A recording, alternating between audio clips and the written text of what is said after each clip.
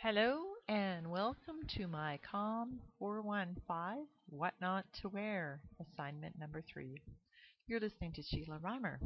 In this short video, I'll be tracing the life of my favorite exercise jacket in an effort to answer the question of what the global, ethical, environmental, social, political, and economic implications are. The challenge is on. I want to find out what the larger costs are for my Lululemon Dance Studio Jacket. I've had the jacket for about a year or so, and it's become a staple of my fitness wardrobe. I should tell you that I'm an avid fitness enthusiast, and I work out at least 3 times a week, and I do a variety of activities. In short, I should probably say the jacket is great. I like it because it's figure flattering. It's comfortable, plus it washes up great. Hey, I've spilled coffee on it, and I've had no trouble at all with stains. Here you can see Lululemon's marketing department in action with the rationale for the jacket, its key features, and the technical specs. The page is from lululemon.com. Here you see the jacket in various different views, the color choices and sizes they offer. Note that they don't offer larger sizes. And you see the price. It's an expensive jacket. Why did I buy it? The price I paid is way more than what I would normally spend on fitness gear. Way more. I purchased it from the Robson Store Street in Vancouver. I was out on a girlfriend's weekend away in the city, and I have to say, I bowed to some peer pressure. Of course, once I got home, buyer's remorse set in. So did cognitive dissonance. Equating fitness with good health, I kind of bought into the corporate manifesto. Back to my quest to find out more information about my jacket. First, I looked up the fabric. You can see that Lululemon has developed trademarked fabric for all of their garments. The inner liner on my jacket, for one, is made of Luon. It's your basic lycra nylon blend with a soft and cottony feel. The outer shell of my jacket is made of something called Swift. There isn't a breakdown of exactly what Swift is made out of, but I'd venture to say that it's not a natural fiber. Next, I scour Lululemon's website to find out where they source their fabrics and produce their garments. I'm starting to get encouraged to read about the company's environmental concern.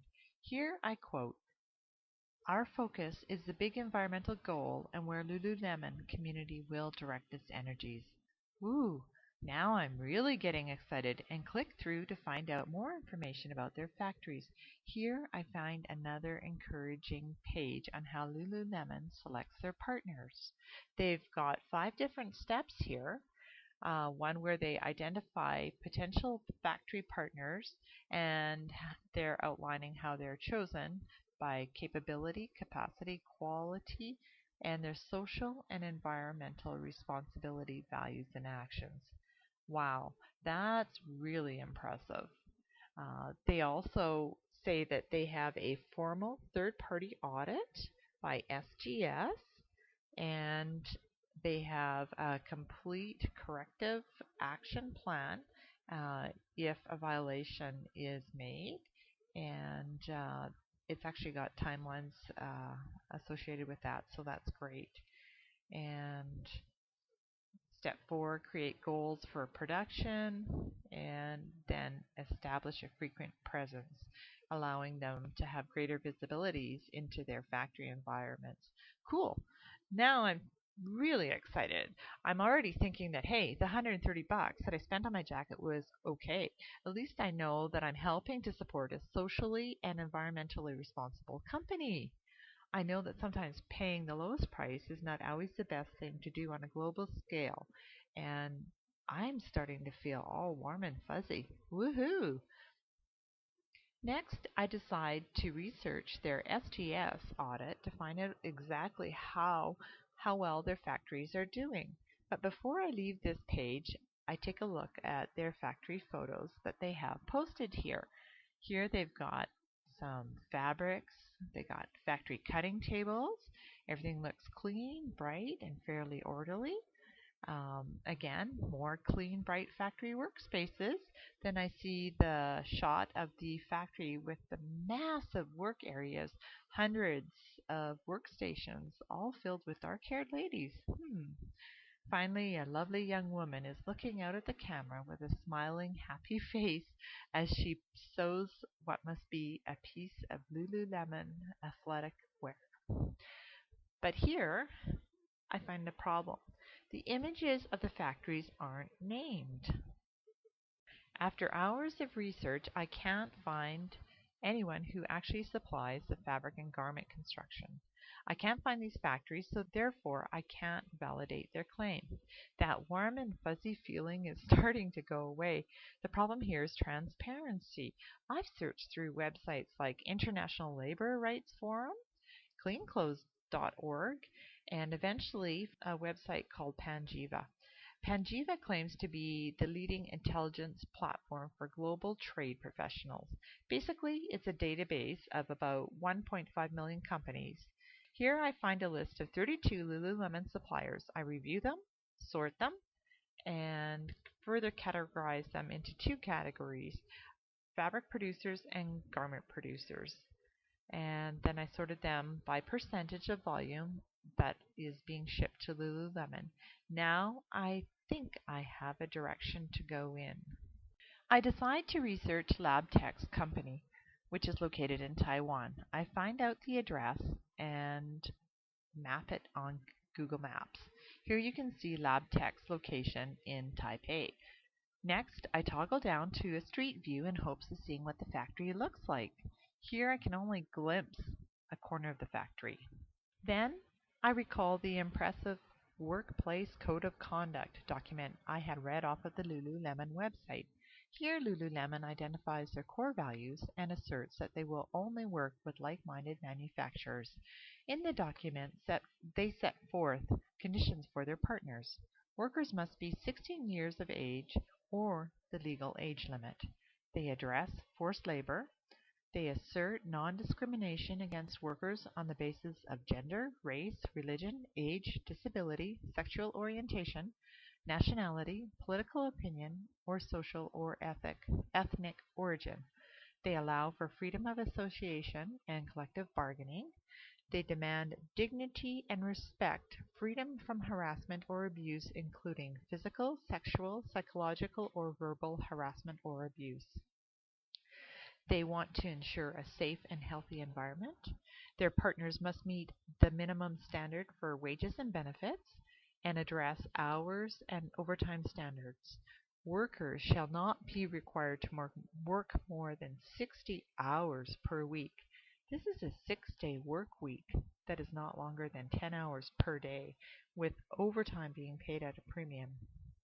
Manufacturers must be working towards environmental improvements such as waste reduction, pollution prevention, proper waste disposal, and sustainable and efficient use of natural resources. I'm starting to feel a little skeptical that what is being asserted is actually happening, so I do a little bit more digging. I find a 2006 transparency report card at maquillasolidarity.org. The report was conducted by an independent organization called Ethical Trading Action Group.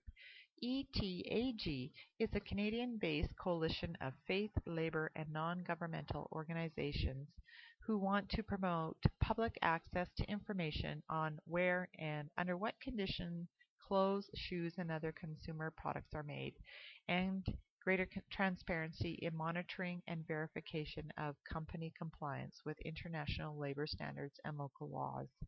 The report assesses Lululemon on the basis of their policies and programs to achieve and maintain compliance with recognized international labor standards in factories around the world where their products are made, and the steps they are taking to thoroughly, effectively, and transparently communicate these efforts to the public. Lululemon has not been doing a very good job.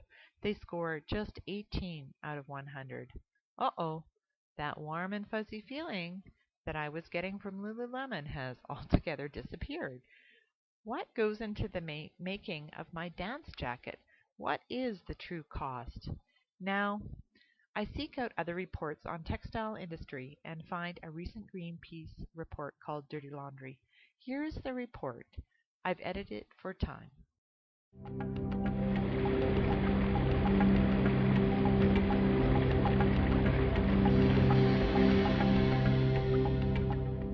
Today, China has some of the worst water pollution in the world.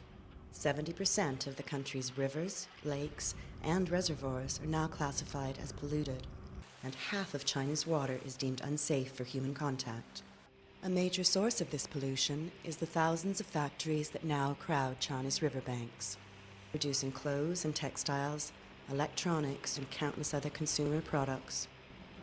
Toxic chemicals used by these factories are now turning up in China's food and drinking water, and studies are increasingly finding them in wildlife and in humans, sparking significant health concerns.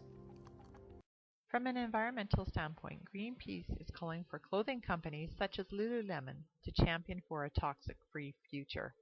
I've assessed Lululemon on an environmental level and give them a fail. They are talking the talk, but until they can be transparent, there's no way to be sure that they're walking the talk.